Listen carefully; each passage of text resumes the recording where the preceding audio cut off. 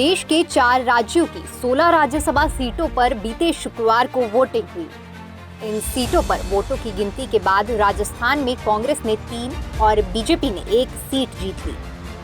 वहीं कर्नाटक में बीजेपी ने 3 सीट पर जीत दर्ज की, जबकि कांग्रेस के खाते में केवल 1 सीट आई। महाराष्ट्र और हरियाणा में वोटों की गिनती को लेकर पेच फंस गया। हालांकि चुनाव आयोग के आदेश के बाद देर रात वोटों की काउंटिंग शुरू हो गई। आइए आपको बताते हैं कि राज्यसभा चुनाव में किसकी जीत हुई और किसको हार का मुंह देखना पड़ा।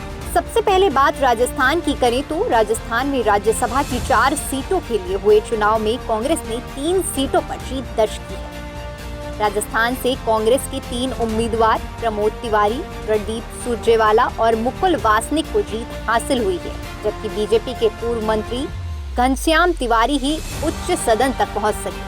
इस चुनाव में निर्दलीय उम्मीदवार सुभाष चंद्रा चुनाव हार गए। वहीं कर्नाटक में 4 सीटों के लिए राज्यसभा चुनाव में बीजेपी ने 3 सीटों पर जीत दर्ज की। कांग्रेस के खाते में केवल 1 ही सीट आई, जबकि पार्टी ने 2 सीटों पर अपने उम्मीदवार उतारे थे। जनता दल सेक्युलर एक भी सीट नहीं जीत पाई। जेडीएस ने पर्याप्त वोट न होने के बावजूद अपना उम्मीदवार खड़ा किया था। दिलचस्प है कि व्हिप जारी होने के बाद जेडीएस के एक विधायक ने कांग्रेस उम्मीदवार को वोट दे दिया।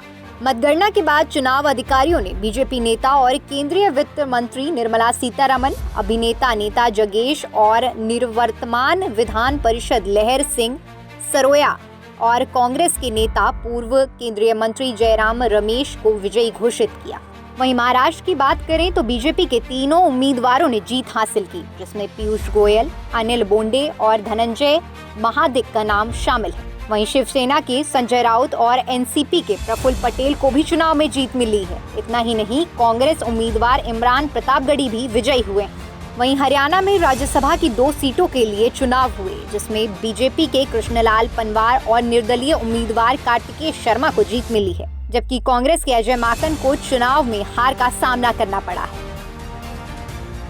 आपको बता दें कि 15 राज्यों की 57 राज्यसभा सीटें खाली हुई थी। इसमें 41 पर उम्मीदवार निर्विरोध चुने गए।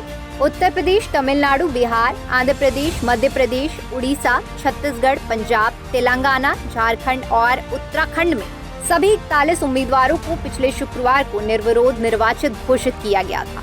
Bureau report, TNP news.